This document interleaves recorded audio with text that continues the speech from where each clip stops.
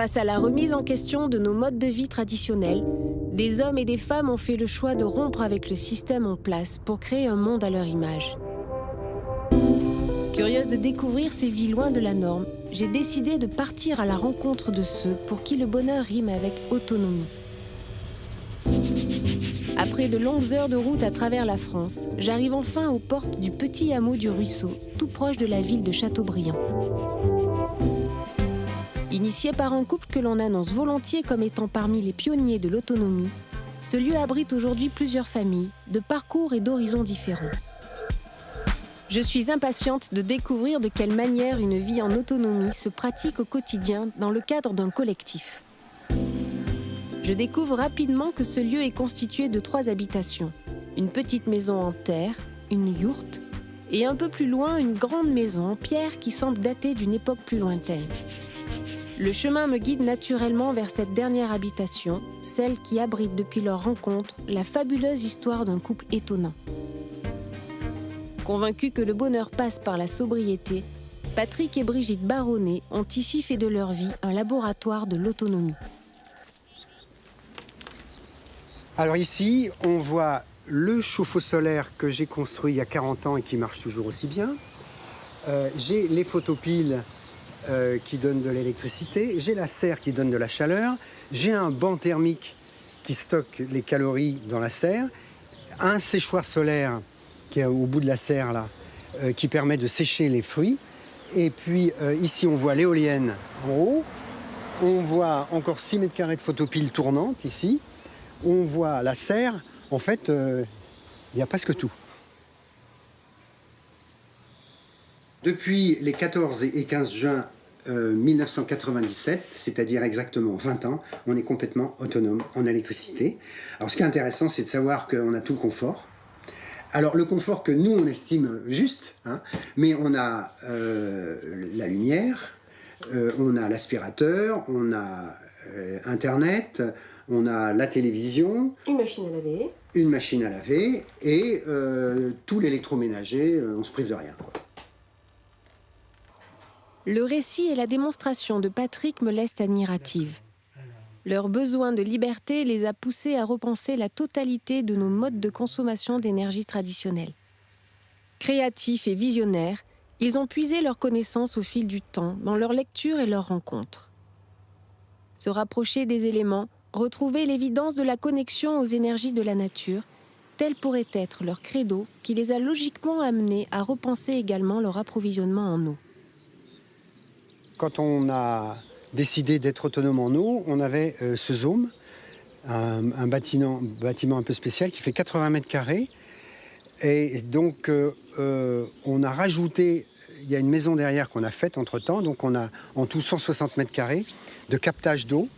L'eau de pluie ruisselle sur les ardoises, tombe dans les pots qui se trouvent le long autour du Zoom. Et il y a un collecteur qui prend toutes ces eaux-là et qui les amène dans les citernes. En plus, il n'y a aucune bactérie puisque on est en dehors de la lumière et à 12 degrés. La prolifération bactérienne commençant à 17 degrés. Donc on a une eau excellente à boire.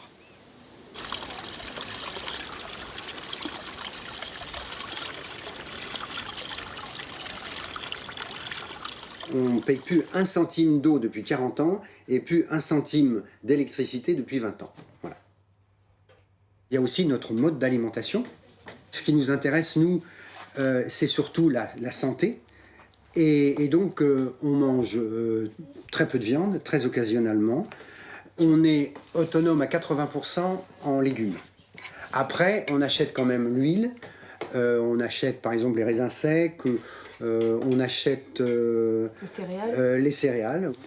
Et puis, de temps en temps, on se fait un extra. Et puis, comme je ne suis pas vigneron et que j'aime bien le vin, on achète du vin. Qu'elle concerne l'énergie, l'eau ou l'alimentation, l'autonomie est aujourd'hui bien une réalité pour Brigitte et Patrick. Dans cette maison accueillante, je découvre avec bonheur un mode de vie inspirant incarné par un couple étonnant. Je suis touchée par leur engagement et leur volonté profonde, dès leur plus jeune âge, de simplement incarner le changement qu'ils souhaitaient voir dans le monde.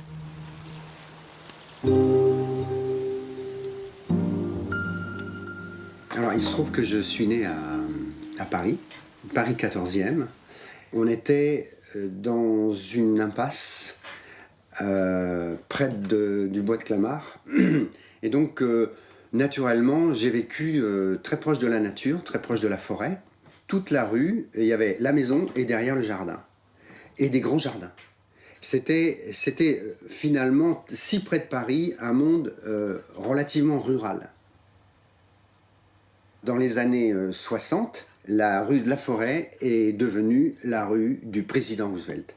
À partir de là, mon enfance s'est envolée avec cette rue qui a été débaptisée, et c'était des camions, des voitures, sans arrêt, mais sans arrêt. Je voyais les embouteillages, je voyais les pollutions, je voyais tout ça, les gens ne le voyaient pas. C'est à ce moment-là qu'il fallait le voir. Et ben moi, j'avais 14-15 ans, je me posais ces questions-là. Et donc, il y a les événements de 68, dont le maître mot, c'est métro, boulot, dodo. C'est une première réflexion sur la modernité. Sauf que, pour moi, c'était très intellectuel. Et c'est facile. C'est facile de descendre dans la rue. C'est facile d'être sous une bannière. Moi, je trouve que c'est très facile dans la mesure où on demande aux autres de changer. Et pour moi, j'ai toujours eu le sentiment que ça commence d'abord par moi, de balayer devant ma porte et d'être un minimum cohérent. On ne sait pas pourquoi on vient sur Terre. Le tapis se déroule, on suit le chemin, on ne sait pas où on va.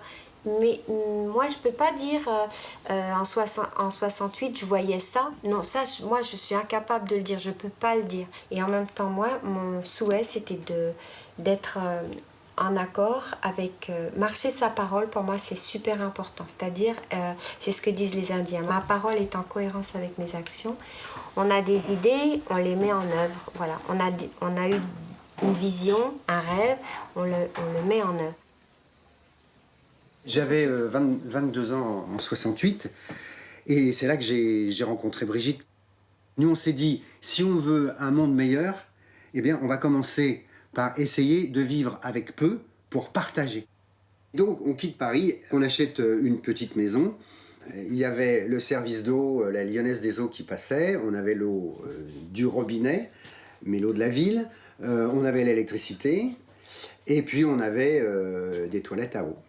Et donc, nous, on a vu que tout ça, c'était une forme de gaspillage, c'était une dépendance, et puis on décide de vivre autrement, avec cette intention de montrer qu'avec peu de choses, on peut faire beaucoup.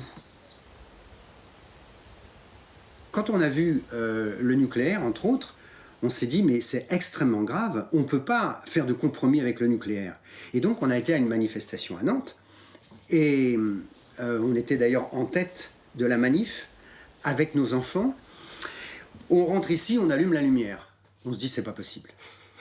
Et c'est pas cohérent. Et donc, on a décidé qu'un jour, on serait complètement autonome.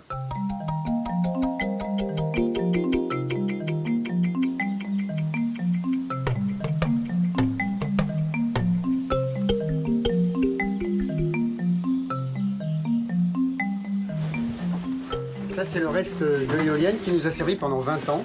Une des premières éoliennes qui pouvait faire fonctionner une maison. Ça, c'est l'axe de l'éolienne. Alors, ce qui est intéressant, c'est que pendant 20 ans, c'est cette petite génératrice qui nous a donné toute notre électricité. Et l'éolienne ne sert qu'une chose, c'est à faire tourner ça pour produire de l'électricité. Alors ça, c'est un moteur quand on le branche, mais quand on tourne le moteur, il donne de l'électricité. C'est l'inverse qui se passe. Donc c'est étonnant. Bon, c'est le volume d'une bouteille, et c'est ça qui nous a donné notre totale autonomie.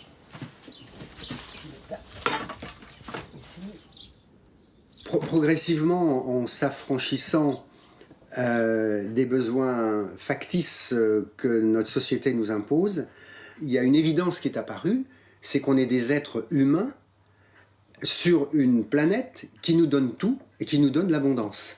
L'eau, la terre, l'air, le vent, le feu, le soleil, etc. Et on s'est aperçu qu'on a marchandisé les éléments de la nature. Et donc nous, on a décidé de ne pas passer par le système marchand, qu'on est passé pour non pas exploiter, mais profiter de ce que la nature nous donne et éviter au maximum des produits artificiels. On revient à une vie très simple finalement, et pourquoi ça ne se généraliserait pas? Je ne comprends pas. Si le peuple français était vraiment conscient, on pourrait vraiment changer les choses. Si les Occidentaux qui consomment 10 fois plus que ce qu'ils devraient faisaient comme nous, divisent par 10 leur consommation, la face du monde change.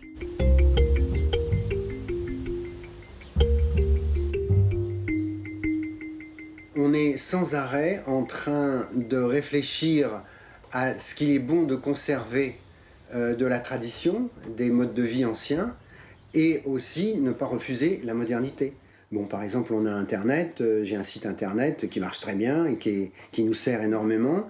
On a une voiture, voilà, mais on va pas plus loin que ça.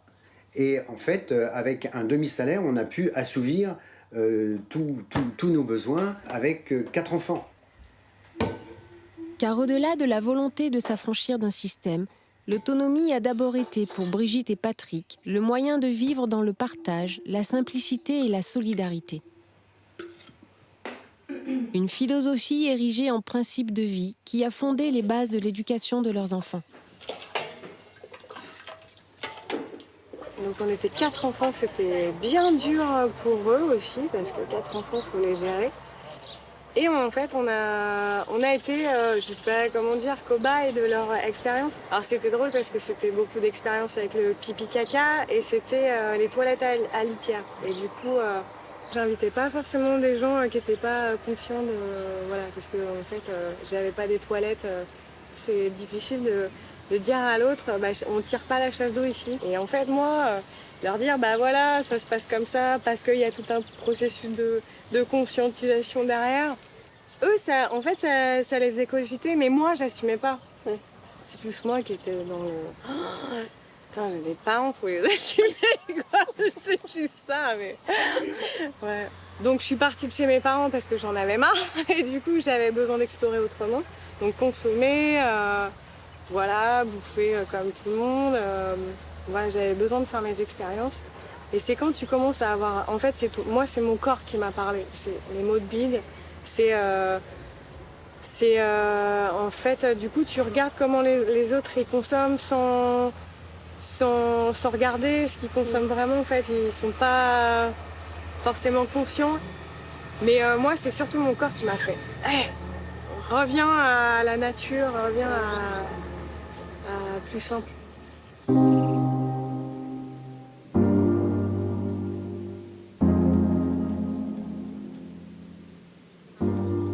Vous avez fait de votre vie un laboratoire quand même. Oui, tout à fait, mais quand une idée nous plaît et qu'elle nous semble reproductible et cohérente avec ce qu'on a envie de transmettre ou de vivre, eh ben on la met en route. Voilà.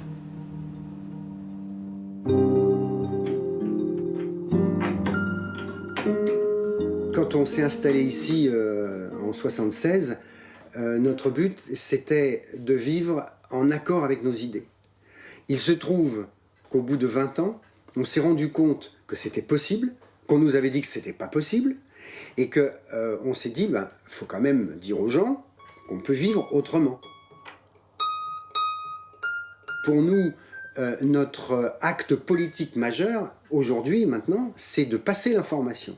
On se rend compte que ça intéresse énormément de gens, et les gens y viennent au départ par curiosité, par volonté de changer techniquement, et au bout du compte, ils se rendent compte que c'est un bouleversement intérieur qui se passe. Il y a des gens qui pleurent en sortant.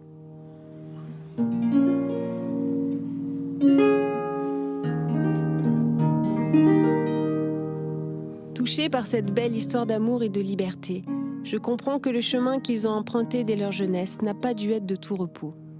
Et que c'est la force de leur conviction qui les a naturellement amenés vers une vie en autonomie.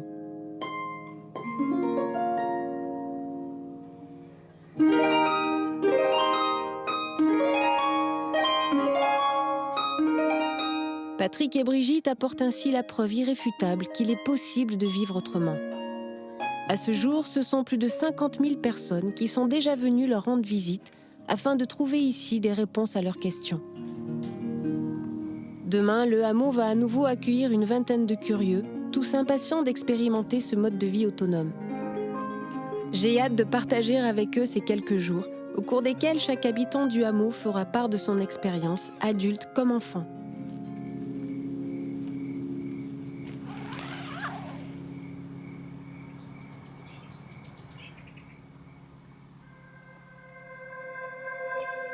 Qu'ils arrivent ici avec l'intention de changer de vie ou bien simplement d'apprendre quelques astuces concrètes, tous s'apprêtent à être élèves de cette surprenante école de formation à l'autonomie. Les stagiaires arrivent au petit matin. Patrick prend le premier la parole avec l'intention de faire réagir les foules. Moi, j'ai envie de collaborer avec vous. Qu'est-ce qu'il faut pour faire un œuf? C'est même pas que ça tourne pas rond, c'est d'une absurdité sans nom. Alors, je sais pas, j'ai envie de discuter avec vous de tout ça. Donc, ça commence en Ouganda, dans les mines. L'extraction du minerai, c'est pour faire de la fonte, c'est pour faire de l'acierie et pour faire des manufactures, donc des produits qui permettent de faire une centrale électrique. Donc, il y a déjà énormément d'énergie qui n'est jamais calculée, qui est dépensée avant d'arriver dans la centrale nucléaire. Alors, les industries chimiques, le pétrole fait des engrais, des plastiques et des désherbants. Ensuite, on élève les poules en usine, en batterie, pardon, ce qui est à peu près pareil. Stress et puis maladie engendrée à la fois par les injections et la surpopulation. Tout ça pour faire un œuf et nous laisser du fumier absolument contaminé. Donc je pense que ça, c'est un bel exemple de notre fonctionnement. Tout ça, j'en avais l'intuition et la connaissance à 25 ans et je me suis dit, je ne veux pas, personnellement, me compromettre avec ça. Quand on voit que nos déchets de cuisine et un petit peu de grains locaux, ça nous fait des œufs pour l'année. Ça nous donne nos protéines pour l'année. Donc, la solution mondiale, c'est de retrouver nos autonomies à partir des éléments au-dessus du sol et de la végétation et des éléments organiques. Voilà.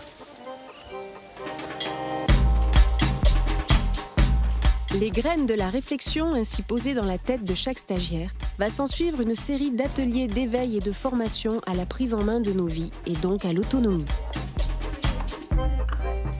Une première transition en douceur se fait par l'éveil du goût à d'autres saveurs et pratiques alimentaires, plus saines et issues d'une économie locale.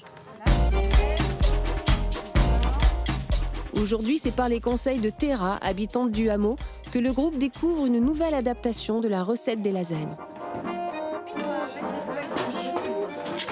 C'est quoi la recette aujourd'hui? C'est des lasagnes? C'est des lasagnes végétales, ouais. C'est-à-dire qu'à la place, c'est sans gluten, donc à la place d'utiliser des feuilles de pâte, on utilise des feuilles de chou et des feuilles de consoude.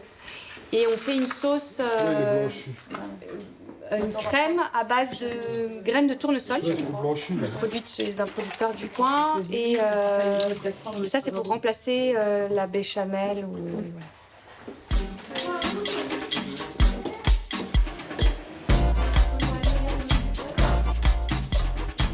Je rajoute de l'huile. Moi, je te dirais de rajouter ça et de l'huile.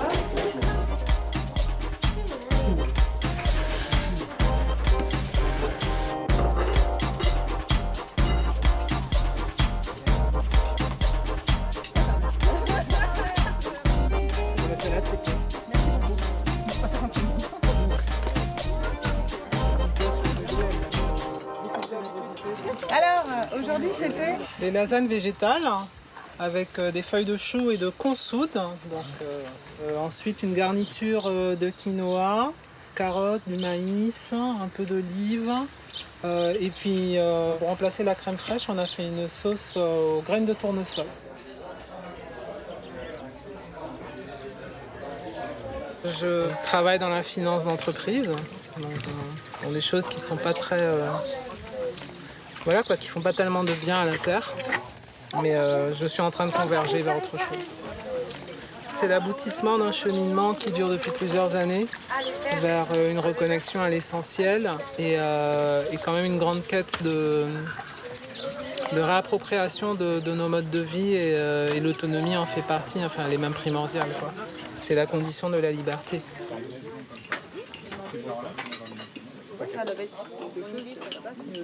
T'arrives, t'as 2 diplômes en faisant 3 ans à la place de 2 en master, donc ça te fait 6 ans d'études. Et puis après tu rentres tes cadres, et puis tu gères des équipes, puis tu iras sûrement de boîte en boîte pour... Et ça me va pas du tout. Quand on voit autant la misère dans le monde, bah ça donne pas envie de continuer comme ça. Et moi j'ai envie de changer. On est sincèrement convaincus que la qualité de vie rejoint la sobriété, quoi. Des choses qu'on peut dire quand on est à l'apéro avec des copains, c'est pas normal, tu te rends compte, c'est scandaleux, tout ça, oui, oui. Et puis finalement, voilà, il se passe rien et on se dit que les politiques, c'est tous les mêmes, qu'ils font rien, que machin. Bah oui, la critique est facile. Et puis en fait, nous, qu'est-ce qu'on fait ? Et c'est là où on s'est rendu compte en fait qu'on avait un champ d'action, un champ de possibles, à l'infini, quoi. Le passage dans le hameau marque pour la plupart des visiteurs une étape importante dans leur cheminement intellectuel vers une réappropriation de leur vie. Autonomie alimentaire, en eau, en énergie, enseignement technique et reconnexion avec les éléments. Les divers ateliers s'enchaînent, affirmant toujours plus chez chacun la volonté de faire ses premiers pas sur le chemin de l'autonomie. Tout ça, effectivement, ça peut paraître compliqué. Mais nous, on l'a fait parce qu'on sait que c'est ça ou, désolé, c'est ça ou le chaos, quoi. Si on ne fait pas notre type de société de ce genre-là, hyper simple, qui consomme 10 fois moins d'énergie que la moyenne, moi je vois pas comment on va s'en sortir. C'est pour ça que quand tu m'as posé la question, si on poursuit les courbes, moi j'ai dit il n'y a pas de solution, non. La solution, c'est complètement changer notre mode de vie. Et même si on paraît fou comme ça, Ah non, c'est pas fou. la folie, c'est de fermer les yeux, quoi. Là où il y a une volonté, il y a un chemin. Cette morale pourrait être un enseignement à tirer de l'expérience de Patrick. Donc c'est un sanitaire autonome en eau, et en électricité, et en eau chaude. La curiosité, l'envie de comprendre et de faire soi-même sont également le moteur d'Olivier. Résident du hameau depuis 5 ans, Olivier est arrivé ici sans aucune connaissance spécifique en matière d'énergie. C'est son désir d'autonomie qui l'a amené à tout apprendre et à faire par lui-même. L'idée d'un chauffe-eau solaire, c'est qu'on va essayer de capter le rayonnement. Une expérience riche d'enseignements qui lui permet aujourd'hui de former à son tour les candidats à l'autonomie énergétique. Et donc là, sur des trucs bricolés, comme là, on arrive à plus de 50% de rendement. C'est-à-dire qu'il y a plus de 50% de l'énergie qui arrive, qui est transformée en chaleur. J'ai 20 ans. T'as 20 ans, et qu'est-ce que tu en retires de ce stage ? Je m'imprègne de beaucoup de choses et je me suis même mise à pleurer parce que je me suis rendu compte que finalement les projets parce que j'habite en ville, donc en ville on me dit mais c'est pas possible, tout ça, même mes parents pour eux ils veulent que j'ai une sécurité, même financière, même tout ça, et moi je leur dis non. Et en fait je me rends compte que là c'est possible et qu'en fait il y a plein de gens qui sont comme moi et du coup ça m'aide à m'élever en fait. Et du coup je crois en mes projets et ça fait du bien. Donc j'en ai ramassé 3 comme ça aujourd'hui. Avant de construire la serre, j'ai installé le système d'arrosage parce que ça, c'est très important. J'ai ici au milieu un tuyau poreux qui fait tout le centre là. Et ici, j'ai des aspergeurs. Donc j'ouvre les aspergeurs, ça c'était ouvert, j'ouvre les aspergeurs, je ferme ce qui allait dans la mare là. Et ici j'ai un minuteur. Et ça coûte pas cher parce que si vous oubliez de fermer le soir et que toute la nuit ça coule et que vous êtes en autonomie, ça fait mal. Donc là, c'est parti. Et je vais voir les aspergeurs du bord qui vont asperger les 2 plates-bandes. Et ici, le micro poreux qui va alimenter. Voilà. Et ça marche super bien. Toute la serre là est remplie de salade qu'en fait on va pouvoir prolonger leur végétation, donc avoir un peu des salades un peu tout l'hiver. Et puis au printemps, de nouveau on ressème et de nouveau grâce à la serre, on a en période de froid, on a quand même une végétation qui pousse. Ici on a des carottes, alors je vais en ressemer, des très belles carottes. Là c'est des haricots verts montants et ici à nouveau des salades. On a des oignons blancs. Alors en fait, il faut vous dire que ce qui est important, c'est votre alimentation qui va déterminer le jardin. Et aussi le jardin qui va déterminer, il y a une interaction. Nous on était néophytes, on ne connaissait rien au jardin à 30 ans. On s'est démerdé. J'ai envie de dire démerdez-vous.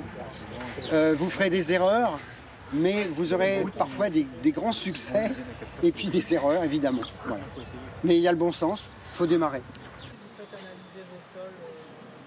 On est comme des robots en fait à se lever le matin alors qu'on n'a pas forcément envie, à aller travailler pendant 8 heures et ensuite à speeder pour se faire à manger, pour trouver du sommeil, etc. Alors que justement l'essentiel c'est bien, on se nourrit pas du boulot, on se nourrit de l'alimentation et on se nourrit du sommeil.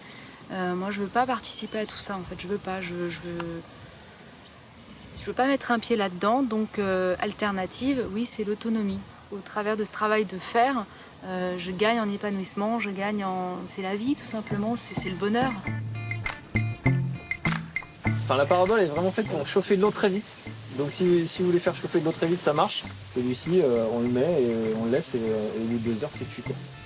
Moi, je mets des petits thermomètres dedans, donc je sais à combien je suis. Je l'ai jamais vu monter plus haut que 150 degrés. On peut faire des tartes, on peut faire des gâteaux. Les tartes, c'est pareil, on met un couvercle au démarrage et au bout d'1 heure, on l'enlève pour que ça cuise sur le dessus et que la vapeur s'en aille. Du coup, on peut vraiment tout cuire dedans. Enfin, ça demande un changement d'habitude en cuisine parce que c'est pas à 11h30 qu'on va se poser la question de ce qu'on fait à manger. C'est la veille ou le matin, on a épluché ses légumes, on a préparé sa gamelle. On le met dedans le matin et le midi, quand on revient, c'est cuit. C'est resté au chaud parce qu'on a eu 2 heures de chauffe. Et ça peut pas cramer parce que le soleil, après, il s'en va et ça réfléchit plus dans le four.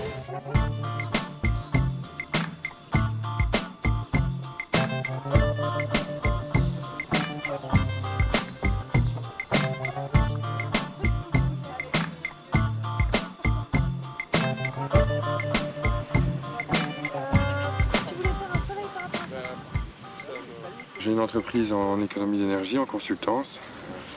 Je travaille pour l'industrie et les centres commerciaux, donc on est loin de la terre et j'en viens. Donc c'est vrai que c'est une grosse remise en question.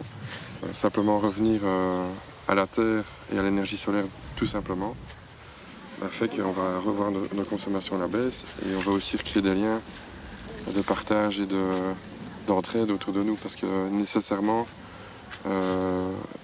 cultiver la terre à la main, ça demande du temps et donc forcément il faut de la main d'œuvre, il faut de l'entente entre voisins et de l'entraide.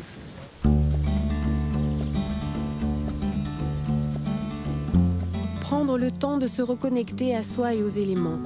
Profiter de la terre et du soleil dans le partage et l'entraide, simplement. Grâce à l'expérience de Cécile, habitante du hameau et compagne d'Olivier, c'est dans le respect de la terre que le groupe apprend maintenant à en tirer le meilleur profit, tout en la protégeant. Ouais, alors avec la bourrache, on fait quoi là? On fait du thé ou on fait quoi? Eh ben on peut effectivement. Alors tu peux la mettre au sol dans les allées des patates parce que ça va enrichir les allées. Ouais. Parce qu'il y en a quand même beaucoup, donc on va en garder un petit peu et puis t'as vu, il y en a partout que ça se reproduit. Ouais. Et tu manges quoi, les feuilles? Tu manges les fleurs, ouais. Alors on va en emmener en cuisine parce qu'on les met dans les salades. On mange. Ouais. Et les feuilles aussi, les jeunes pousses, feuilles, tu vas voir quand tu les goûtes. Et ben en fait c'est comme si tu mangeais un crustacé. Ça a le goût de la mer, c'est iodé, très iodé. Bon, on enlève que les chardons et puis un petit peu les herbes. Déjà, si on enlève les chardons, c'est génial. Oui, mais tu vois les trucs comme Brigitte, ça. Brigitte, arrêtera de faire des cauchemars sur les chardons. Ok. Je la comprends. Waouh, non, c'est génial. Ah, c'est super, génial, c'est magnifique. C'est beau. Ah, c'est je continue. wonderful. Oula, Hop, on va faire ça. Pouf. C'est super sympa, un jardin. C'est quoi ça pour une bête? Pas être un coup comme ça. Ouais, nous on voit bien que, c'est ce que je disais, tu vois, quand chacun en fait un tout petit peu, on voit pas l'évolution trop. Bah oui, C'est oui. vraiment, Ça, enfin c'est y a tout une- petit quoi. Quand on vient tous travailler l'après-midi, T'as du résultat le soir. c'est génial quoi. Et puis bah, du coup on s'est réunis, on a créé du lien ensemble, tu vois, c'est chouette quoi. Le jardin s'en fait sentir aussi. Ouais. Quelle chance! Alors ça, si je me trompe pas, ça c'est de la camomille matricaire qui est au centre, qui est très très bonne pour tout ce qui est conjonctivite.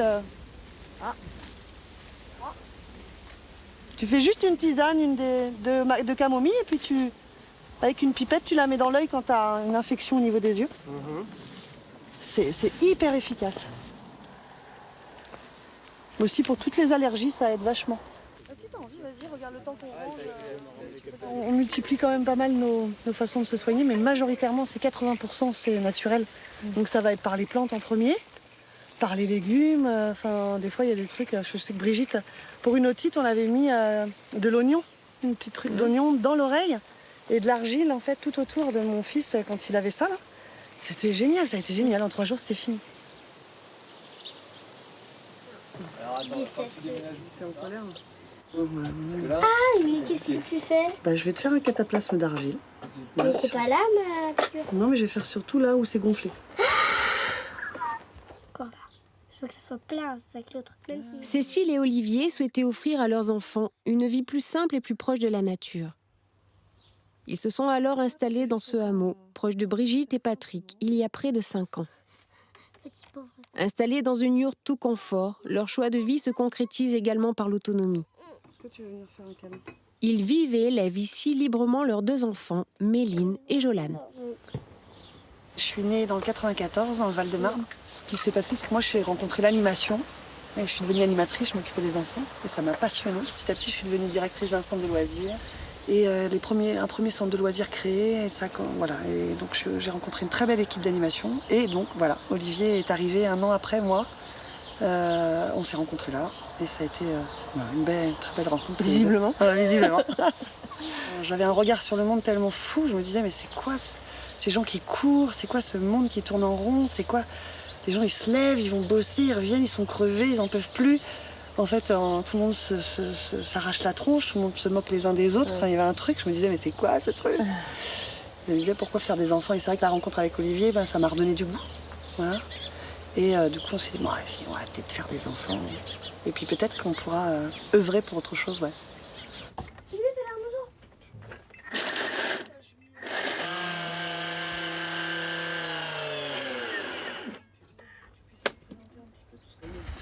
Ça c'est le petit kiff de l'été quand même. Hein. Un truc, c'est assez exceptionnel pour nous de pouvoir se faire un sorbet. Donc là c'est les fruits rouges du jardin, framboise cassis qu'on a mis dans le fraiseur. Et du coup avec cette machine on peut rapidement, en mixant avec du sucre et un blanc d'œuf, faire un sorbet. Sorbet minute, voilà. Ça s'est vraiment construit au fur et à mesure avec la naissance des enfants. On s'est dit non mais attends là, qu'on mange autrement, l'allaitement, enfin la naissance autrement. Enfin il y a plein de choses qui sont venues. On s'est dit qu'on avait vraiment à cœur de retrouver des valeurs essentielles, petit à petit comme ça. Et on a commencé à se diriger vraiment vers une écologie globale quoi. Le déclencheur de changer vraiment de mode de vie, ça a été le fait de se rendre compte qu'on rentrait le soir, qu'on n'avait plus de patience l'un pour l'autre ni pour nos enfants. Donc on était payés pour éduquer les enfants des autres, mais nous, on donnait nos enfants à d'autres qu'on payait pour qu'ils les éduquent, en fait, quand même les 3/4 de la journée. Hein. Oui. C'est quand même ça qui se passe, quoi. Et à un moment, tu dis ça n'a plus de sens. Mais non, ça n'avait pas de sens. Je le dis souvent, ça, mais je l'aime bien parce que je payais une maison dans laquelle j'étais pas. Parce qu'on travaillait quand même beaucoup, on avait des amplitudes horaires de 12 heures. Et des fois, on a rentré chez nous, mais des fois pas. Donc c'était fou, quoi. Enfin, tu vois, tu te dis, mais attends, mais c'est quoi cette vie? Puis non, on profitait pas l'un de l'autre, on profitait pas de la vie. On n'avait plus de sous. On payait, on travaillait, on était à découvert et on pouvait presque pas partir en vacances. Donc tu te dis mais c'est quoi ce monde? Mais à quoi ça sert tout ça? C'est quoi ce truc quoi? Donc nous on s'est dit mais c'est pas possible, moi j'ai pas envie de vivre ça. Non, j'ai pas envie. Et là on a commencé à faire des recherches. Ben oui, il existe d'autres modes de vie, il y a d'autres façons, il y a d'autres personnes qui pensent les mêmes choses et qui font des expériences aussi.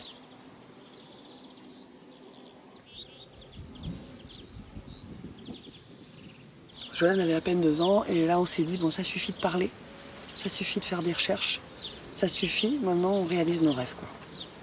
On voulait plus de factures parce qu'on voulait prendre le temps de vivre. Donc réduire absolument tous les besoins qu'on pouvait réduire au maximum pour pouvoir avoir plus de temps pour vivre pleinement la vie, quoi. Et puis voilà, du coup on a rencontré Patrick et Brigitte, ce qui nous a donné aussi un grand élan en se disant c'est complètement possible de vivre autrement, quoi. Ouais. Et là c'était waouh, on pourrait même carrément faire un collectif, quoi. Tout comme Théra, Christelle et Olivier, Cécile a le souci permanent de localiser son activité. Donc en fait, on avait envie déjà de vous poser la question, c'est quoi pour vous la communication consciente ou la communication bienveillante? En intégrant le hameau, elle a également mis ses compétences au service de l'objectif de transmission que s'étaient fixé depuis longtemps Brigitte et Patrick. Une mission aujourd'hui devenue le socle de la cohésion du collectif. On a lu, on a découvert plein de continents, on a découvert tout ça, et maintenant on est en train de découvrir le continent de la relation. On travaille tous les deux, on a recréé du coup nos emplois ici. Moi je suis facilitatrice en communication consciente et je fais depuis peu des stages en permaculture humaine. Et Olivier est sur tout ce qui est énergétique, donc chauffe-eau solaire, installation autonomie. Alors là on est où? Là on est dans le local technique électrique de l'espace partagé en fait sur le hameau. Il y a la maison autonome qui a son propre système avec l'éolienne et les panneaux et son parc de batterie. Et nous ici, il y a 5 ans, quand on est arrivé, le terrain n'était pas viabilisé. Du coup, on a fait une autonomie électrique suite à un devis qu'on a fait à EDF qui nous proposait un devis à 12 000 € pour mettre un compteur devant chez nous. Avec une prise en charge de 50%, donc pour 6 000 €, on aurait eu le courant qui arrivait devant notre portail. Et en fait, on a décidé de dire non à EDF, de leur dire qu'on ne souhaitait pas suivre leur devis, et on a investi 12 000 € dans un système électrique autonome. Donc pour le même prix, en fait, finalement, on a réussi à faire une installation autonome qu'on a rentabilisée directement, parce qu'aujourd'hui, on n'a pas de compteur, on n'a pas d'abonnement, et on ne paye pas du tout d'énergie. On est sur un système qui est complètement solaire. Voilà, on a des parcs de panneaux photovoltaïques qui sont régulés. Donc en fait le régulateur, lui, il est branché sur les batteries. Et il va, en fonction de l'énergie qu'il y a dans les batteries, envoyer le courant solaire ou pas. Il est simple d'utilisation. Voilà. Et puis c'est vrai qu'après tout est rassemblé sur cette télécommande. Et là on peut voir, on peut checker à n'importe quel moment ce qui se passe. Ici par exemple, là ciel nuageux, on est en fin de journée, donc on rentre que 60 watts et on a rentré 3,28 kWh sur la journée. Donc voilà, par rapport à ce qu'on a consommé, on est excédentaire en énergie. On a plein, je suis sûre. Eau, alimentation, énergie, santé. Les principes de l'autonomie se concrétisent ici à tous les niveaux de la vie de famille. Désireux de donner à leurs enfants une éducation proche de leurs propres aspirations, Olivier et Cécile ont même décidé d'aller au bout de leurs convictions, en portant eux-mêmes l'entière responsabilité de l'enseignement donné à Méline et Jolan. Sans plus aucun contact avec l'école, ils accueillent aujourd'hui leur amie Maya, qui elle fréquente toujours le système scolaire traditionnel. Donc, alors ça, c'est votre chambre à tous les deux. Ouais, Améline et moi je dors dans le lit en haut. C'est des petites cabanes en fait, c'est pas des lits. Ouais, c'est ça. Oui, on a fait des petites cabanes pour être un peu plus en caché. Pour Jolan, ça a été une année difficile, l'entrée au CP. Cette année-là, on a observé que notre fils avait changé, beaucoup moins d'enthousiasme et de spontanéité, qu'on voit les enfants toujours jouer, tu vois. Ça faisait 3 ans qu'il nous émerveillait par sa joie de vivre, quoi.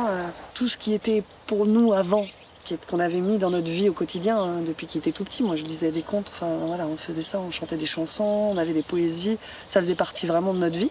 Et là, c'était une horreur pour lui, c'était devenu horrible. Ouais. Voilà, donc c'était des crises de colère. Donc là, écoute, c'est pas possible, quoi. Tu vois. Notre enfant, il prend plus de plaisir à lire, à écrire. Attends, c'est pas possible. C'est pas possible parce que c'est quand même un outil essentiel pour communiquer.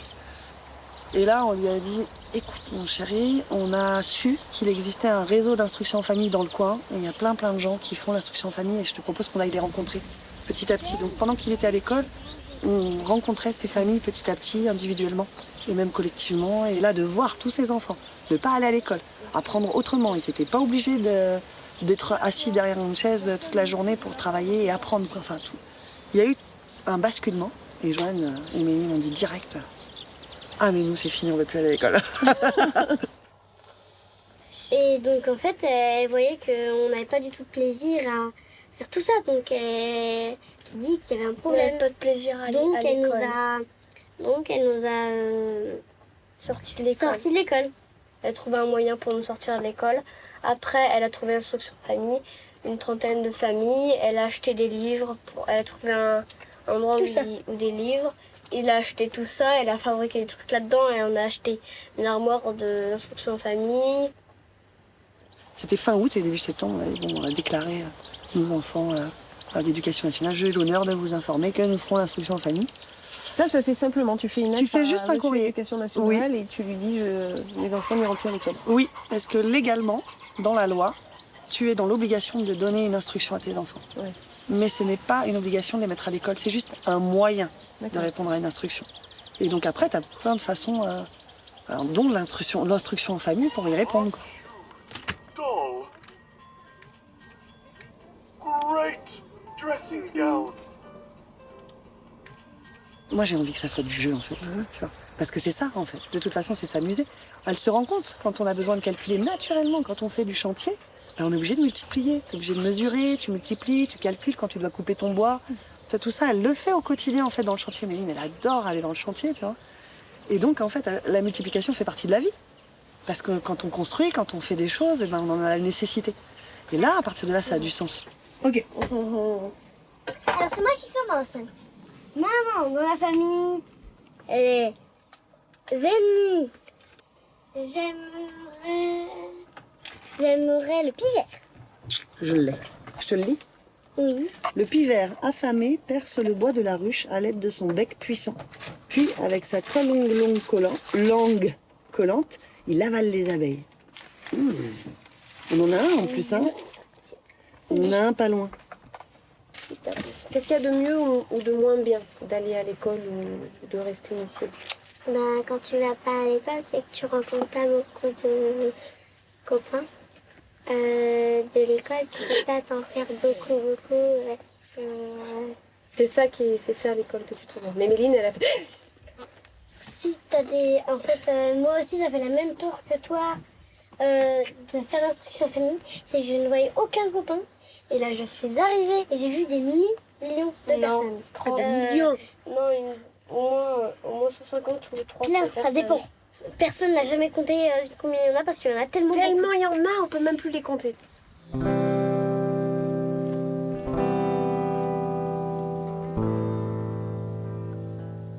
Leur expérience de l'école a laissé à Méline et Jolane de mauvais souvenirs. Aujourd'hui épanouis dans cette vie dans laquelle chacun d'eux peut apprendre et progresser au rythme de ses envies, ils sont toujours curieux d'acquérir de nouvelles connaissances.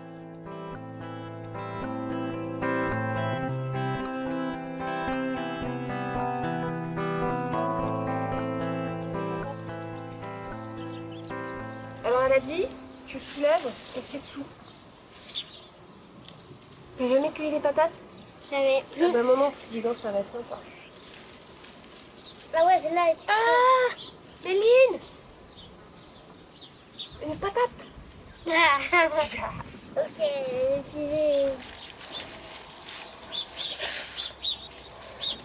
Ah, montre la main. Ah ouais, toi. Oh, une patate. Oh, une patate. Waouh, belle récolte hein, quand même. Il y en a beaucoup, c'est la première fois que je ramasse des patates. Bon, bah c'est pas le tout maintenant, il va falloir aller les cuisiner, c'est ça? Oui. Allez.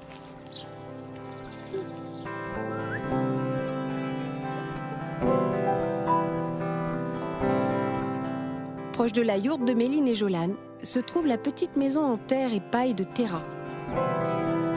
Jeune Savoyarde passionnée d'architecture, ses études dans ce domaine auraient dû la pousser vers un tout autre avenir.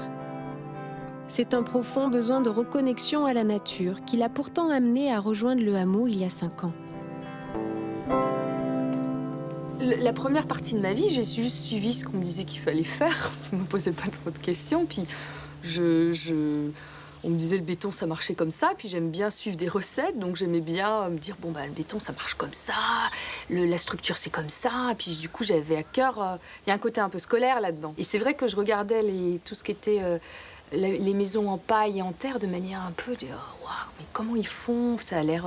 Ça me faisait peur dans cette histoire. Enfin, je sais pas, c'est des gens qui me faisaient un peu peur.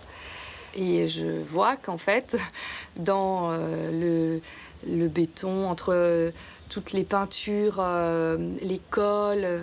Et finalement, je lis carrément l'information comme quoi l'air intérieur de nos maisons est plus pollué que l'air extérieur. Un des domaines aussi qui produit le plus de déchets, c'est le domaine de la construction. Donc si en plus je participe, moi, en tant qu'architecte, à déjà construire des maisons qui sont polluées à l'intérieur, mais en plus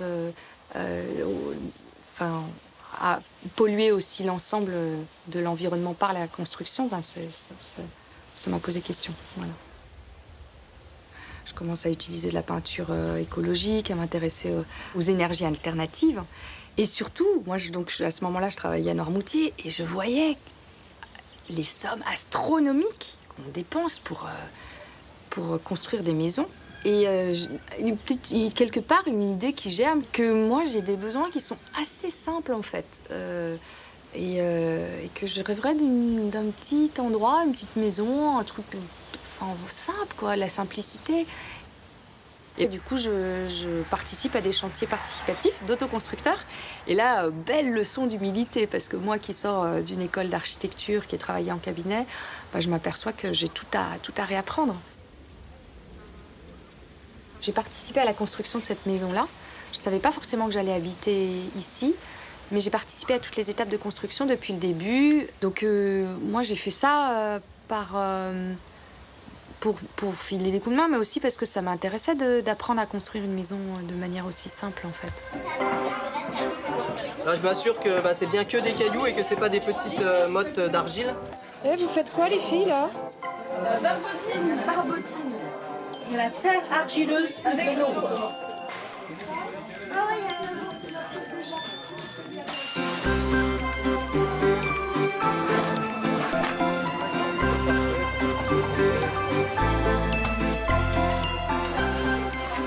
On étale comme un soleil.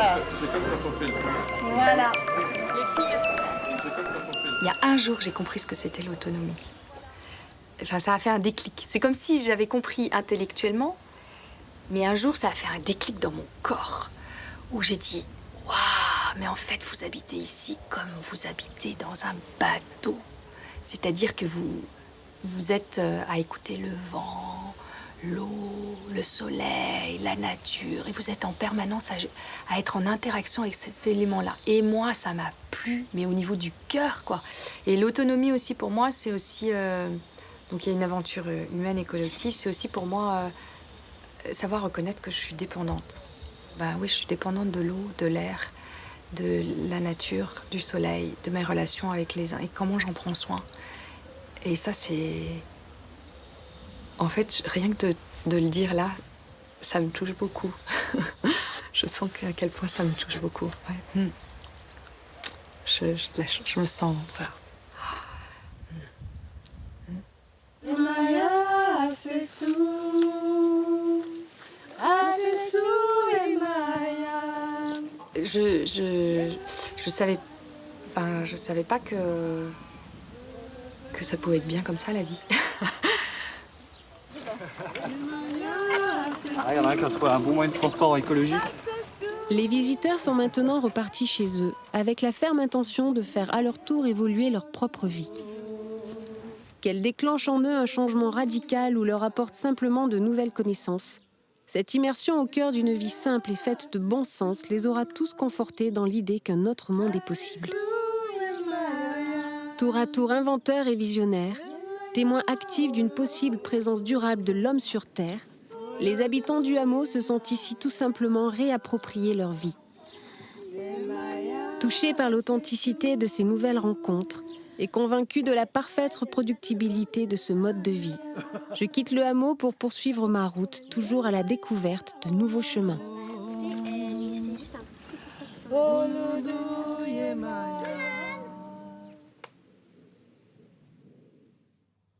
Vraiment, mon message, c'est soyez responsable de votre vie, vous n'en avez qu'une, profitez-en, et faites le mieux que vous pouvez, et arrêtez d'écouter les sirènes.